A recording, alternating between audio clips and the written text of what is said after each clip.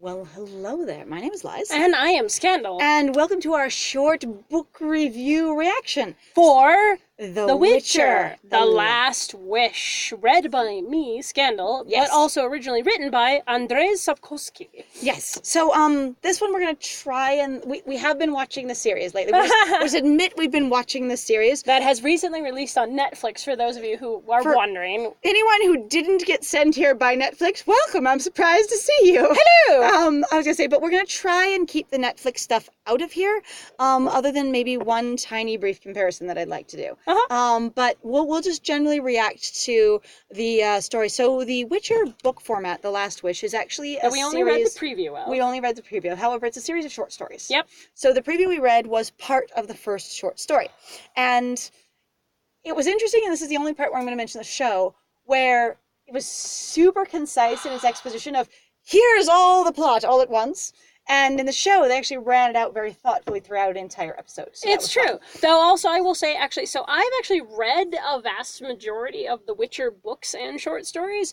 So even though it seems like it's very simple, my dear friend, it actually doesn't end up that way, which is nice. I'm not saying it's simple, actually. I was just saying that they structured it completely differently. Oh, yeah, absolutely. Like, the format was wildly different. But it also made it very interesting to read as a short story. It very much felt like a short story in that way of kind of like, here's a really quick, hard and fast sort of breakdown into the mechanics and kind of what's going on, and then just sort of going, and now here's exposition that a character's literally yodeling at what are the character, and it's really weird. Honestly, that exposition worked really well for me. So in the place where you get to, and if you haven't listened to the preview yet, it'd be lovely if you went and did so. Scandal and I worked very hard on it. Oh, so hard. So hard, very hard work. Hardest works. The exposition for me worked very well because you had this person who's going, I'm an authority figure and you're a foreigner, and suddenly they went from going out between the, well, I'll tell you some things, to just, let me get this off my chest. Holy crap, you will not believe gossip. And so it felt very natural to me, the way it flowed of, it was a lot of exposition, but it felt very genuine. I'm glad you like that. Honestly, the big thing for me that put me off pretty hard, like even when I initially read it, is that it reads really strongly like basically a new writer or somebody who's writing early fan fiction. And I hate to kind of put it that way. It opens with a sex scene. Oh, I thought you were talking about that conversation. I am talking about the beginning part of this short story. I was gonna swing back to it and go, like, that is so, like, to me that feels, so the thing is I've never really liked books that do that, and I understand in some ways they're sort of meant, or they're trying to establish some sort of tone or idea, but for me it's always been very off-putting because I don't know these characters. I don't know these people, as it were. So it seems really weird and also seems extremely fan servicey. So it's going, yes, and he has these dreams, and it's like the night and like the waters and and the waves because she's a water nymph and whatever. And I was like, it's kind of dorky and lame, and literally it does nothing other than be like, he has sex with random women that wake him up, which is really kind of weird and sort of creepy, actually.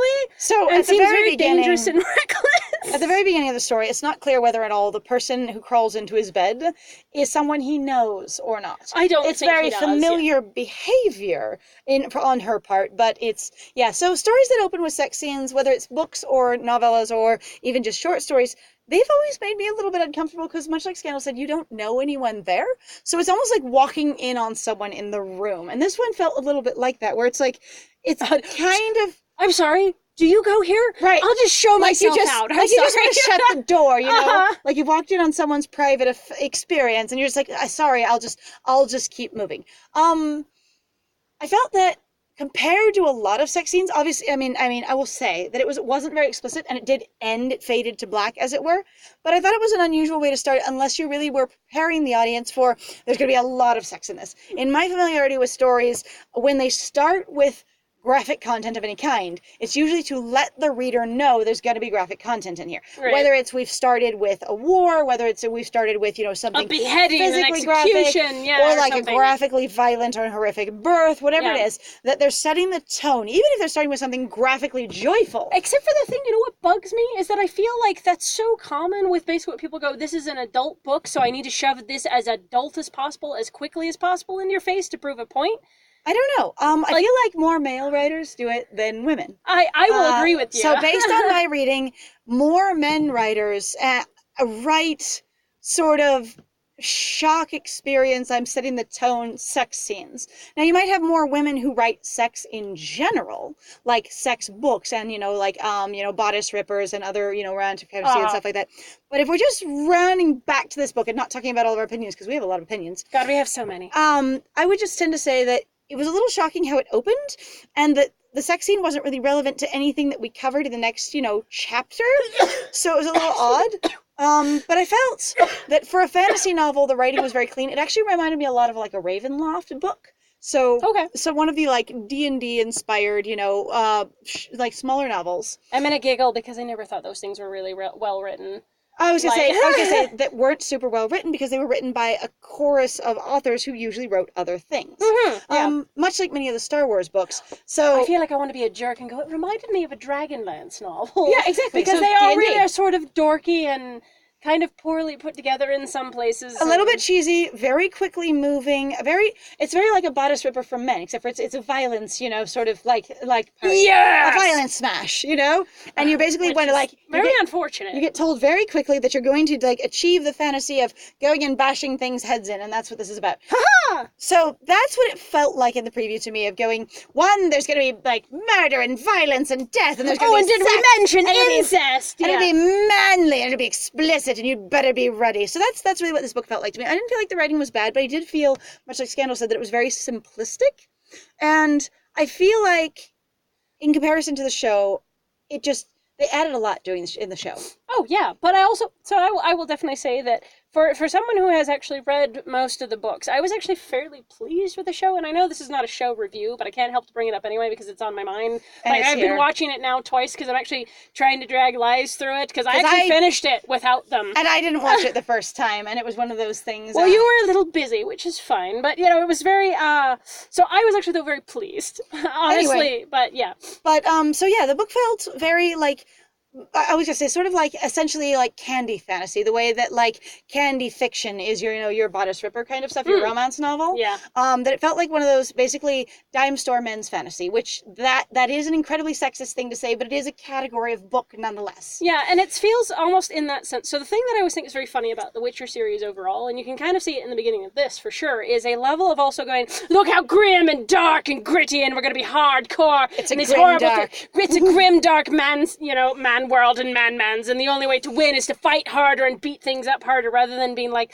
let's be clever, use our minds, and also realize we need to actually have, health and resources and water and safety and As I said, it sounds like it's written for men, which means generally leaning far towards toxic masculinity. It doesn't mean it's good for men, but it does sound like it's written for men. And I'm not saying you can't have fun with it, for sure. But again, it can also be that fun kind of thing, where it can be very fun for, leaning more towards a traditional female demographic to read a bodice ripper, but it can also be harmful it gives you unrealistic expectations. Same kind of thing with your grim, dark, violent fantasy that is directed more towards a traditional male audience, it can give you the wrong idea that basically violence can solve all your problems, which is one of the things we've been discussing actually on our other channel occasionally. And since we're wrapping up this review, if you'd like to check out our other channel, we actually are Let's Players as well as audiobook performers, and we would love to see you over there.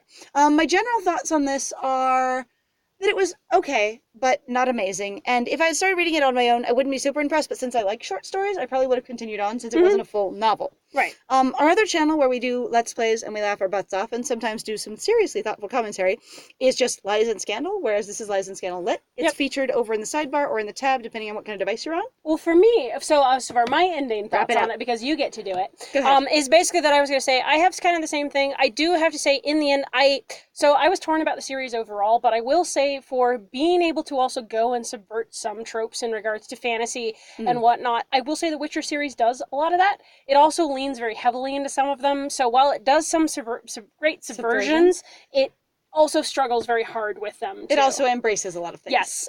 So again, it's a good series. I think if you want to read it, beware there are some weird content. I'm going to really tell you up front. It's got some homophobic crap in it that really made me uncomfortable. Like, I remember actually when I read it several years ago and I screamed at Lies when I ran across it because it was terrible. It made Scandal deeply uncomfortable, and it seemed very contradictory of itself. But that is far outside of the scope of what we've read here. Yeah, but in the preview, it's fun. Again, I'm just saying, kind of watch yourself, take care of yourself when you read stuff like this. It's okay. I hope you enjoy it. I like the Netflix series, so. All right. Take care of yourselves out there. And like, comment, and subscribe so you can follow us for more book suggestions, audiobook previews, and exposure to more great literature. Bye! Toss a coin to your witcher, oh valley of plenty, oh valley of plenty, oh. Toss a prayer to your witcher, oh valley of panty, oh valley of panty, oh.